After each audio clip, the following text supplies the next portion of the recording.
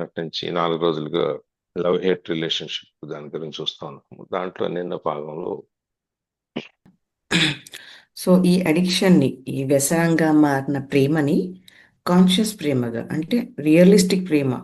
ఇప్పుడు ఈ వ్యసనంగా మారిన ప్రేమ రియలిస్టిక్ ప్రేమ కాదు అని చెప్తున్నారు. యాక్చువల్ ప్రేమలో ఉన్న లోతు ఏంటి, దాన్ని ఎట్లా రియల్గా అనుభవించాలి అనేది మనం చెయ్యొచ్చా, అక్కడ ఆ వ్యసనం నుంచి నిజమైన ప్రేమకి మారొచ్చా అంటే ఎస్, మనం మారొచ్చు అని చెప్తున్నారు. ఎట్లా అంటే being present and intensifying your presence by taking your attention even more deeply in to the now.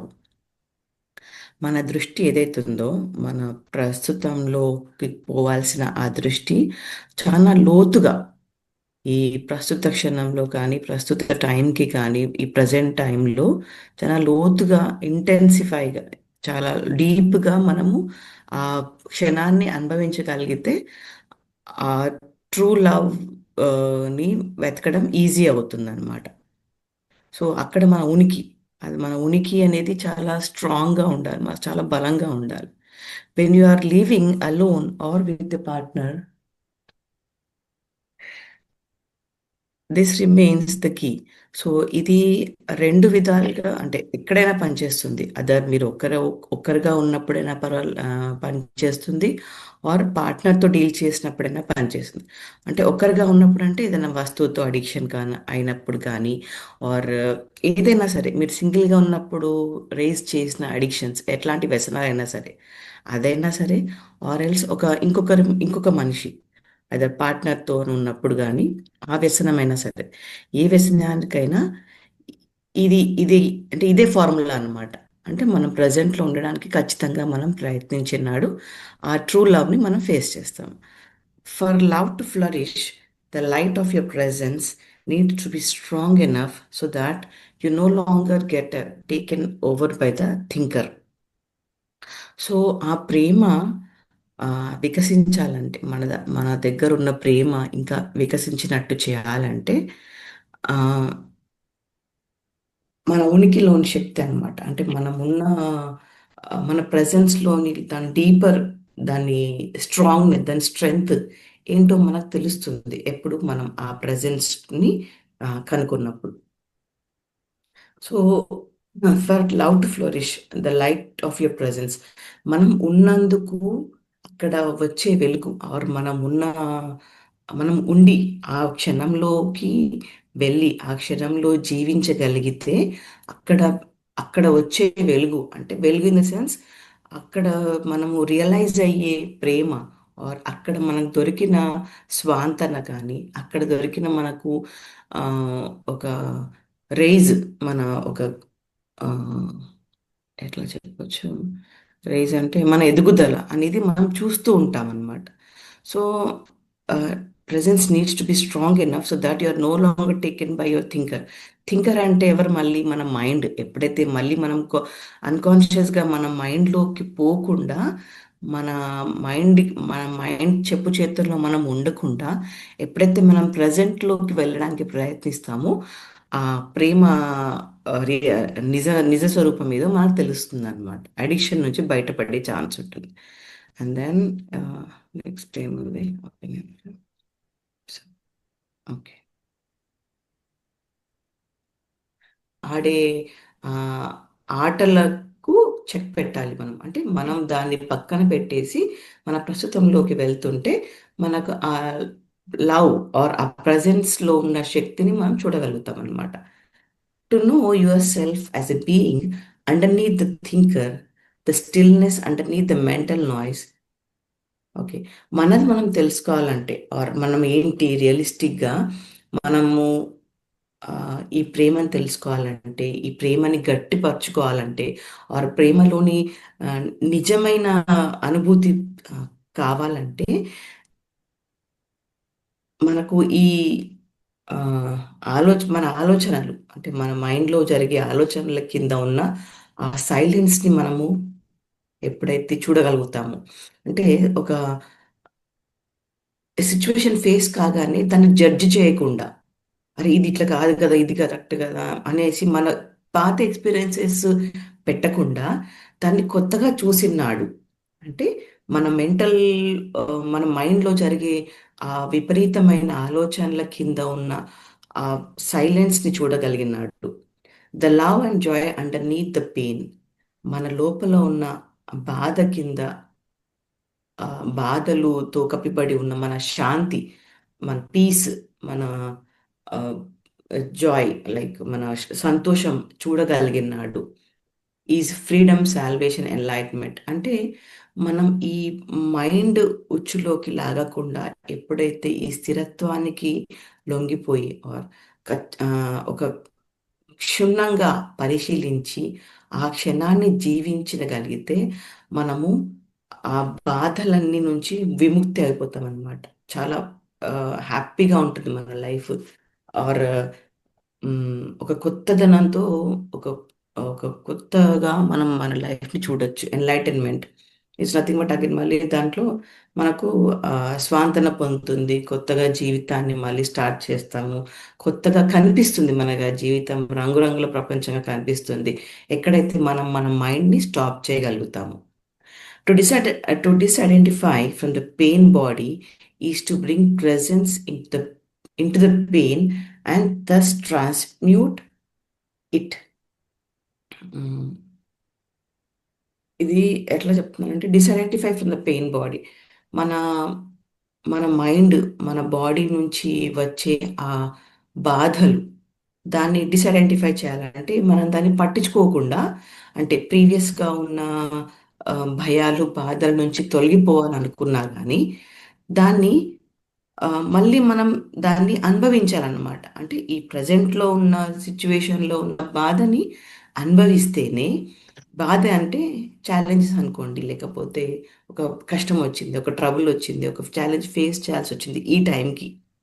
So ఆ పాతవన్నీ కూడా, పాత బాధలు, పాత మైండ్లో ఉండి కూరుకుపోయిన బాధలు భయాలు అన్నీ కూడా తొలగిపోవాలంటే ప్రస్తుతంలో ఉన్న కష్టాలని, ప్రస్తుతంలో ఉన్న ఈ ఆ, బాధల్ని కానీ ఈ ఛాలెంజెస్ని కానీ మనం ఖచ్చితంగా ఫేస్ చేయాలంట.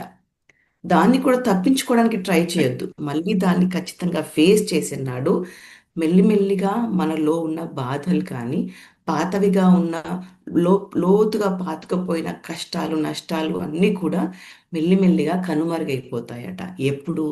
ఎప్పుడైతే మన ప్రజెంట్ లైఫ్లో జరిగే విషయాలని మనం కప్పిపుచ్చుకోకుండా దాన్ని ఎదు అంటే దానికి ఎదురెళ్ళి దాన్ని సాల్వ్ చేసినాడు. అంటే మన కష్టాల్ని అట్లా డిసైడెంటిఫై చేయడం అంటే ఏదో దాన్ని చూసి చూడనట్టుగా వదిలేయకుండా అది ఏంటి, ఎందుకు వచ్చింది, దీన్ని ఎలా సాల్వ్ చేయాలనే దృక్పథంతో మనం ముందుకెళ్తే ఆ ప్రజెంట్లో ఉన్న ప్రేమతత్వాన్ని ఆర్ ప్రజెంట్ మూమెంట్లో ఉన్న ఆ మెరుపుని మనం చూడగలుగుతాం. To disidentify from thinking is to be the silent watcher of your thoughts and behavior, especially the repetitive patterns of your mind and the roles played by the ego.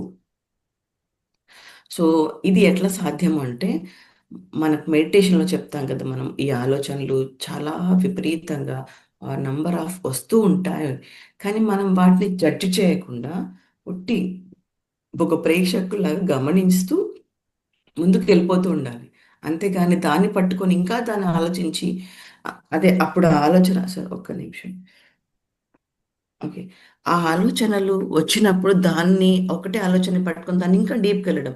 ఆ రోజు అది అలా జరిగింది కదా! అలా జరగుండకపోతుంటే నేను ఇలా చేసేదాన్ని, ఇలా చేస్తూ ఉంటే ఇలా జరిగేది అనేసి దాన్ని మళ్ళీ ఇంకెక్కువ మన స్ట్రెంగ్త్‌ని ఇవ్వకుండా, దాన్ని జడ్జ్ చేయకుండా అక్కడికి ఆపేసి మళ్ళీ కరెంట్ మూమెంట్‌కి రావడం. అంటే మళ్ళీ ప్రస్తుతంలోకి వచ్చే ప్రయత్నం చేయడం అనేది మన ఈ థాట్స్‌ని కంట్రోల్ చేసే ఒక విధానం. ఒక సైలెంట్ మోడ్లోకి వెళ్ళిపోవడం ఆర్ ఆ రిపిటేటివ్ థాట్స్ని గమనించడం, మనకు అసలు ఎలాంటి థాట్స్ వస్తున్నాయి అని మన మైండ్ని మనం గమనిస్తూ ఉంటే ఒక సైలెంట్ మోడ్లోకి వెళ్ళి మనం ఆ స్పేస్ని క్యాప్చర్ చేసుకోగలుగుతాం. సో ఆ స్పేస్ ఎప్పుడైతే ఎలాంటి ఆలోచనలు ఉండలేక మనము ఆ స్పేస్ని చూడగలుగుతామో అప్పుడు ఖచ్చితంగా ఆ ప్రజెంట్లోకి మనం వెళ్ళగలుగుతాం. అంటే ఈ ప్రస్తుతంలో ఉన్న ఉనికిని మనం చేరుకోగలుగుతాం ఆర్ అనుభవించగలుగుతాం అన్నమాట. Of your mind and roles played by the ego. So ఈ మైండ్ ఎలాంటి ఎలా చెప్తుంది, లైక్ నువ్వు ఇది కాదు కదా, నువ్వు అలాంటి మనిషివి కదా, అలా చేయకూడదు కదా అని మనల్ని స్టాప్ చేయడానికి ట్రై చేస్తుంది. ప్రస్తుతంలో ఉన్న ఆ కొత్తదనాన్ని అనుభవించకుండా మన మైండ్ మనల్ని ఆపేస్తుంది, కప్పిపుచ్చేస్తుంది అనమాట. సో ప్రస్తుతంలో ఉండటానికి పరిపరి విధాలుగా మనం ట్రై చేసి ఖచ్చితంగా ఈ ఈ టైంలో ఉన్న ఆనందాన్ని వెలికి తీయడానికి ఖచ్చితంగా ట్రై చేయాలి. దానికి దారి వచ్చేసి వచ్చే ఆలోచనలని ఆపే ప్రయత్నం చేయడం, కొత్తదనంగా ప్రస్తుతాన్ని వెలికి తీయడము, ఆర్ చూడడానికి ప్రయత్నించడం. మన మైండ్ కంట్రోల్లోకి మనం వెళ్ళకుండా ప్రస్తుత ఛాలెంజెస్ని, ప్రస్తుత టైంని మనం అనుభవించేటట్టుగా మనం చేసుకోవాలి. సో అప్పుడు అలాంటి అడిక్షన్ నుంచి మన నిజమైన ప్రేమ ఏంటి, నిజమైన క్షణం ఏంటి, నిజమైన మనమంటూ మనమంటూ మన ఉనికి ఏంటి అనేది మనకు తెలుస్తుంది సార్. మనం ఈ ఎడిక్టివ్ రిలేషన్షిప్ ఒకటి గమనించారా లేదు, మనం first love and hate relationship అనుకున్న దగ్గర నుంచి ఆ రిలేషన్షిప్ అనేది వ్యసనం కింద మారిపోవటం అనే దాన్ని తీసుకొచ్చు. లవ్ వెళ్ళిపోయింది.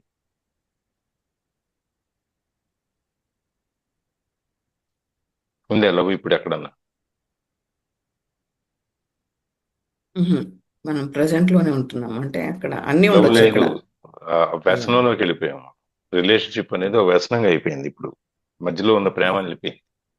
అది నిజమైన ప్రేమ కిందనో నిజమైన రిలేషన్షిప్ కిందనో అంటే ఆ వ్యసనంలో నుంచి మనం దీన్ని నిజంగా మార్చుకోవచ్చు అనే దాంట్లో చేయొచ్చు. ఎప్పుడు చేయొచ్చు అంటే ఈ మనం బీయింగ్ ప్రెజెంట్, మనం ఎప్పుడు దాంట్లో ఆ నవ్వు అనే దాంట్లో మనం ఉండాలి. అది ఇంకా ఇంకా డీప్ గా తీసుకెళ్ళగలగాలి. ఎందుకంటే మనకు ఒక గాయం అయినప్పుడు ఆ గాయం మానాలి అంటే మనం దానికి రకరకాల మందులు, రకరకాల వ్యవహారాలు, దాని పేస్ట్, క్రీములు, దానికి మనం ఎడసిటివ్స్ ఏవో వేస్తాం కదా దానికి పైన. నేను అవన్నీ వేసి మానిన తర్వాత అన్ని తీసేస్తాం కదా. ఆ విధంగా దీన్ని కూడా మనకు లోపలైన ఆ గాయాన్ని కూడా మనం ఆ ప్రెజెన్స్ అనే దాంట్లో తీసుకొచ్చి మానసికంగా గనక మనం చేయగలిగితే, నవ్వు అనే దాంట్లో కనుక తీసుకెళ్తే మనం దీన్ని చేయొచ్చు అని చెప్పాను. దీనికి ఏం కావాలి? ఈ లవ్ అనేది గనక నిజంగా వికసించాలి అంటే నువ్వు ఫ్లరిష్ అవ్వాలి, బాగా పెరగాలి అంటే నువ్వు ఈ ప్రెజెన్స్ లోకి ఇంకా స్ట్రాంగ్ గా వెళ్ళాలి. ఎందుకంటే మనం ఒక గ్లాసులో ఒక రంగు నీళ్లు పోసాం అనుకోండి, దాన్ని మళ్ళీ మన ఆ నిజమైన సహజమైనటువంటి ఆ కలర్ రావాలి నీళ్ళు అంటే ఏం చేస్తాం మనం? ఇంకొంచెం నీళ్లు పోస్తుంటే ఆ కలర్ అంతా మెల్లగా డైల్యూట్ అయిపోయి పలచబడిపోయి మెల్లగా మెల్లగా ఈ నీళ్లు ఎక్కువైనప్పుడు ఆ కలర్ వెళ్ళిపోయి మళ్ళీ స్వచ్ఛమైన నీళ్లు మిగులుతాయి కదా. అవునా? అంతే సార్. రంగు నీళ్లు పోయి అదేమో మళ్ళీ స్వచ్ఛంగా ఉండవు కదా సార్, లైట్ గా కొంచెమైనా తేడా ఉంటుంది కదా. అందుకని ఇంకా ఇంకా పోయాలి నీళ్లు. అది పోయేంత వరకు కూడా పోయాల్సింది. ఇప్పుడు అదే మనం కొత్తగా వర్షం పడినప్పుడు ఆ, నీళ్లు పడితే మట్టి ఎర్రగా వస్తాయి చూడండి. అవును అవును, వస్తాయి సార్. ఆ తర్వాత కొద్దిసేపటికి ఏమవుద్ది, ఆ మట్టి అంతా కింద సెటిల్ అయిపోయి పైన నీరు తేటగా పైకి వస్తుంది, తేట నీరు అంతా. అవును. అట్లాగే ఇది కూడా అన్నమాట. ఈ స్ట్రాంగ్ అనేది, లవ్ అనేది ఇంకా స్ట్రాంగ్ గా నువ్వు కనుక దాన్ని, ఆ రిలేషన్షిప్ అనేది అడిక్షన్ లో నుంచి బయటికి తీసుకురావాలంటే ముందు మనం ఈ నవ్వు అనే దాంట్లో ఈ ప్రస్తుత క్షణంలో ఉండి దీన్ని గట్టిగా మనం దాంట్లో గనక బలంగా దాన్ని మనం గనక ముందుకు తీసుకెళ్ళి ఎప్పుడు ఎట్లా తీసుకెళ్ళాలి? ఆ థింకర్ అనేవాడు ఒకడు ఉన్నాడు కదా మన లోపల, ఆలోచిస్తూ ఉంటాడు. వాడికి ఏం పని ఉండదు, ఎప్పుడు ఏదో ఒకటి ఆలోచిస్తూనే ఉంటాడు. మన మైండ్ ఖాళీగా ఉండదు. ఎప్పుడు ఒకదాని తర్వాత ఒకటి తర్వాత ఒకటి, లేకపోతే ఒక ఆలోచన వస్తే దాని నుంచి లింకింగ్ ఎక్కడికెక్కడికో వెళ్ళిపోతుంటాం. అట్లాంటి దాంట్లో నుంచి తర్వాత ఈ పెయిన్ బాడీ గురించి మనం ఇంతకుముందు ఫస్ట్ నుంచి మన పెయిన్ బాడీ గురించి మాట్లాడుకుంటున్నాం. అంటే ఈ శరీరం గురించి, మన మైండ్ మన మీద చేసే పెత్తనం గురించి, ఇవన్నీ మనం ఏమనుకుంటున్నాం ఇవాళ నేనంటే ఎవరు? ఈ ఆకారం నా గుర్తింపు. వీటన్నిటిలోంచి గనక నువ్వు బయటికి వచ్చి నువ్వు గట్టిగా ఆ బలంగా గనక ఆ నువ్వు అనే దాంట్లోకి నువ్వు వెళ్ళగలిగితే నువ్వు ఈ ఎడిక్టివ్ రిలేషన్షిప్ ని నువ్వు నిజమైన రిలేషన్షిప్ గా మార్చుకోవచ్చు అంటాడు. అంటే నువ్వు తెలుసుకోవాలంటే ఏంటి? ఈ థింకర్ అనేవాడు, ఈ ఆలోచన అనే దాని కింద నీ బీయింగ్ అనేది ఒకటి ఉంది. నేను అనే ఎరుక అనేది ఏదైతే ఉందో అది ఆలోచన కింద ఉంది. అట్లాగే ఈ స్టిల్నెస్, నిశ్చలత్వం అనేది కూడా మన మెంటల్ నాయిస్, మన మైండ్ చేసే శబ్దాల్లో నుంచి కింద ఆ నిశ్చలత్వం కూడా ఎటువంటి కథల్ని వినపడని ఇది ఉంటే ఒక స్థితిలో ఉంది. అట్లాగే ఈ బాధ కింద ఆ లవ్ అండ్ జాయ్ రెండు ఉన్నాయి. ప్రేమ, సంతోషం, ఆనందం ఇవన్నీ కూడా లవ్ పెయిన్ కింద ఉన్నాయి.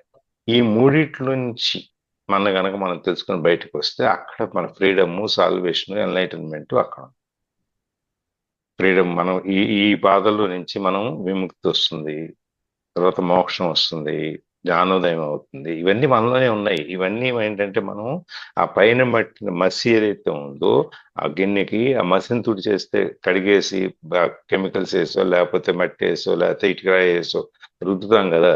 రుద్దిన తర్వాత తలతల మెరుస్తుంటుంది. చూసి ఇతర గిన్నె చూసి అలా రుద్ది చూసి అట్ట మెరుస్తుంది అని చెప్పి మనం చూపిస్తాం. ఆ విధంగా మనము రుద్దుకుని ఆ లోపల ఉన్న కల్మషం ఏదైతే ఉందో దాన్ని తీసేస్తే మన లోపల ఉన్న మనం బయటకు వస్తాం. దాన్ని మనం బయటకు తీసుకురావడానికి ఇది చేయాలి. సో మనం ఈ ఆలోచనలు వీటిలోంచి బయటకు రావాలంటే మనం ఎన్నోసార్లు చెప్పుకున్నాం, సైలెంట్ వాచర్. నువ్వు నిలబడి ఒక పక్కగా ఉండి నీ ముందు జరుగుతున్న దాన్ని ఒక దాంట్లో భాగం కాకుండా ఒక సాక్షిగా నువ్వు చూస్తూ ఉంటూ అని. అదే మన బస్ స్టాప్ లో కూర్చొని ట్రాఫిక్ వెళ్తా ఉంటే కొద్దిసేపటికి అట్లా వెళ్ళాడు ఇట్లా వెళ్ళిన తర్వాత కళ్ళ ముందు ట్రాఫిక్ నడుస్తుంటే కూడా మనకేం తెలియదు. అదే విధంగా ఏదో ఒక ఏటి ఒడ్డును, నది ఒడ్డును కూర్చుంటే ఆ నీళ్లు పోతా ఉంటాయి. పోయేటప్పుడు మొదట్లో ఏదో గమనిస్తూ ఉంటాం, దాంట్లో పొలాలు వచ్చినాయనో లేకపోతే నొరగ వచ్చిందనో లేకపోతే ఇంకోటనో గమనిస్తుంటాం. కొద్ది క్షణాలు అయిన తర్వాత ఒక 10 నిమిషాలు, పావు గంట అయిన తర్వాత ఇక ఏం మన బుర్రలోకి వెళ్ళాం. ఆ విధమైన పరిస్థితిలోకి వెళ్తాం అనమాట. అట్లాంటి పరిస్థితి వచ్చినప్పుడు ఎప్పుడైతే నువ్వు ఇవన్నీ నీ మైండ్లోకి వెళ్లకుండా నిశ్చలంగా ఉండి నీ మైండ్ నువ్వు అవన్నీ నీ పట్టించుకోకుండా నీలో నువ్వు ఉన్నప్పుడు నీలో నువ్వు చూడగలుగుతావు. ఈ యు ఆర్ అనేది, నువ్వెవరు అనేది అప్పుడు మనకు తెలుస్తుంది. అది ఆ విధంగా మనకు తెలుసుకున్నప్పుడు మనం ఈ నిజమైన ప్రేమలోకి మనం మార్చగలుగుతాం. ఎస్.